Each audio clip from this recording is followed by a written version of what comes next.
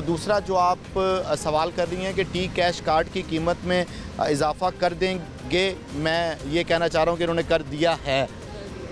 130 रुपये का कार्ड, लोगों ने कहा कि शायद वो कार्ड चल नहीं रहा। हाँ, अभी तक तो इन्होंने लॉन्च उसको प्रॉपरली लॉन्च नहीं किया ना, अभी तो सिर्फ लोग उस कार्ड को बनवा रहे हैं और कुछ ऐसे स्टेशन हैं जहाँ पर वो चल रहा है, या इलेक्ट्रिक बस में चल रहा है, या मेट्रो ऑरेंज ट्रेन पे चल रहा है। मेट्रो बस में अभी तक टोटली फंक्शनल नहीं है। आप ये बात बिल्कुल ठीक कह रही हैं, लेकिन टी कैश कार्ड जिसकी कीमत पंजाब हुकूमत की तरफ से 130 रुपये लॉन्च की गई थी, और उसका मकसद ये था कि लोग बार बार टोकन ना लें, बार बार पर्ची ना लें, उनके पास कार्ड हो, स्वैप करके किसी भी मास ट्रांजिट में सफ़र कर लें और वो पंजाब में किसी भी जगह पर हैं।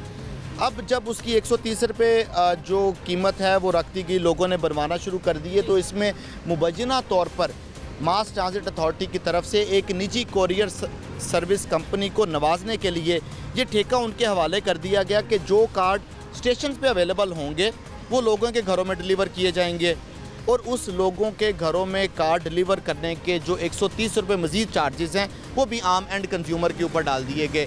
इस तरह 260 रुपये का कार्ड इस वक्त लोगों को लेना पड़ रहा है, वो किसी भी हालत में है और उसके अंदर किसी भी तरह का कोई बैलेंस मौजूद नहीं है, और लोगों ने इसके ऊपर एहतजाज भी किया। देखें खतीजा, ये जो मेट्रो बस में या मेट्रो ऑरेंज ट्रेन में सफ़र करने वाले लोग हैं, ये मिडिल क्लास से ताल्लुक़ रखते हैं।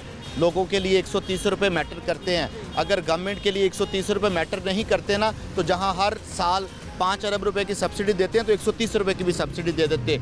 जब गवर्नमेंट, मैंने इसके ऊपर गवर्नमेंट से जब मौक़िफ़ लिया तो उन्होंने कहा कि 130 रुपये की क्या बात है, तो मैंने उनको कहा कि अगर 130 रुपये की कोई बात नहीं तो भाई आप दे दो, आवाम के ऊपर क्यों बोझ डाल रहे हो इसका।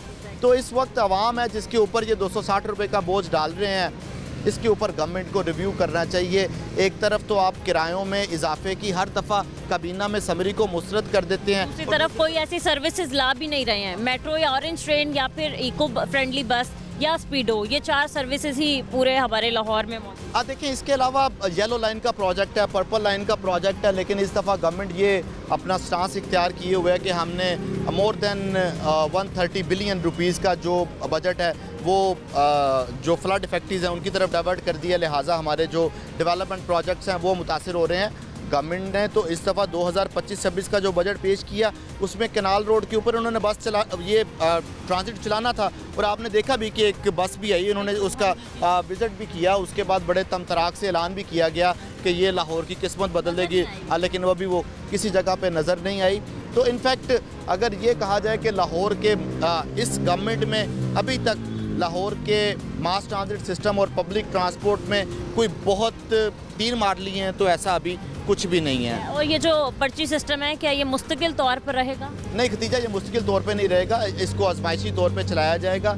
जैसे ही टी कैश कार्ड जिसको इन्होंने जुलाई में लॉन्च करना था, अब नवंबर आ चुका है, ये जब मुकम्मल कर लिया जाएगा फिर उसके बाद ये पर्ची सिस्टम ख़त्म कर दिया जाएगा और ये टी कैश कार्ड के ज़रिए ही जो तमाम सफ़र है वो हो सकेगा। वैसे भी विजिट करके आ रही हूँ, एक्सीलेटर्स भी वहाँ के काम नहीं कर रहे, देखें बंद रहते हैं। हर शाख पे उल्लू बैठा है, अंजाम गुलस्ता क्या होगा। फिर तो जिस मर्जी मेट्रो बस की बात को छेड़ लें, आप उसकी छत को छेड़ लें या वहाँ पे लगे वाटर कूलर्स को छेड़ लें, आप उनके जाके ट्यूबवेल चेक कर लें, आपको ख़राबी नज़र आएगी। तो गवर्नमेंट को इसके ऊपर सोचना चाहिए। मैं तो ये कहता हूँ, आखिरी कॉमेंट ये है कि वज़ीर आला पंजाब को यही सोचना चाहिए कि ये उनके चचा का प्रोजेक्ट है, इसके ऊपर तवज्जो देने की ज़रूरत है।